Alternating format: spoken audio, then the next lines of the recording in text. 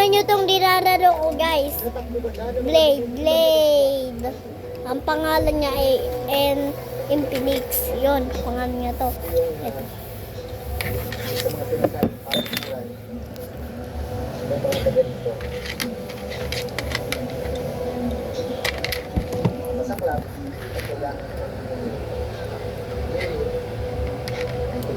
Ito muna unahin natin.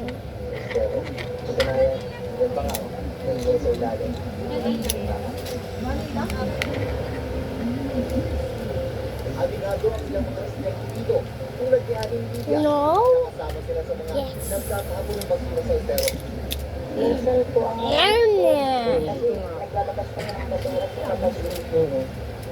Naka-plastic naman ang naiwasan ng anak ko na hindi sigal.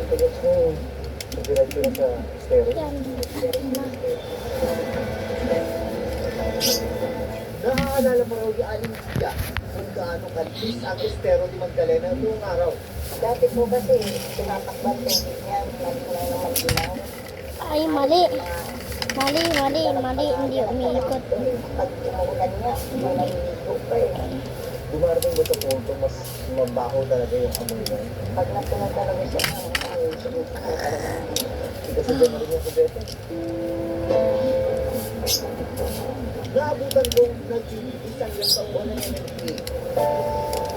Bukod sa halo-halong basura, makapal na burak ang nakuha sa estero. Kaya makadaming basura na umuha ng dito araw-araw. Sanay na kayo sa amoy.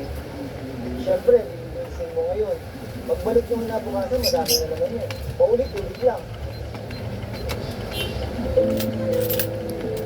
Lahat na agad ng klase ng basura, lahat ng klase ng yan dito sa estero ito. Plastic, kahoy, minsan, ayan, hindi ng tao, nakapagod sa plastic. Mga nagang Yan na. Halo. Maayos na nadali ang pulis sa mga estero at ilog patungo sa karagatan. Pero parado ang mga dami ng hindi malayong umabaw ang pulis na nagiging sa limitang Gusto niyo? Sa datos ng National Gusto niyo, guys? Management Commission. Sa inyo na lang to. Ayaw niyo. Ang nakukulekta araw-araw. Gusto, Dito pa lang yan sa Metro Manila. Kung susumahin mo sa loob ng isang taon, aabot yan sa mahigit 3 milyong tonelada ng basura. At the yuta tote plakat. Ang mga naipon na basura sa estero ni Magdalena, dito muna sa pumping station sa Pitas Tondo, pansamantalang itinatambak. Ang pagtatayo at pagpapagamit ng pumping station ay isa sa mga paraan para malinis ang mga dalihan ng tubig. Gaya ng narito sa Pitas Tondo sa Manila. Ang papel ng pumping station ay siguruhin na hindi masyadong tataas ang level ng tubig sa ilog. Kasi kung hindi ma-pump out yung tubig, papunta sa dagat, tataas yung level ng tubig sa ilog at dito na nagkakaroon ng pagbaha sa maraming bahagi ng Metro Manila. Ang problema, maraming pagkakataon na nasisira yung mga pumping station dahil sa sobrang dami ng basura.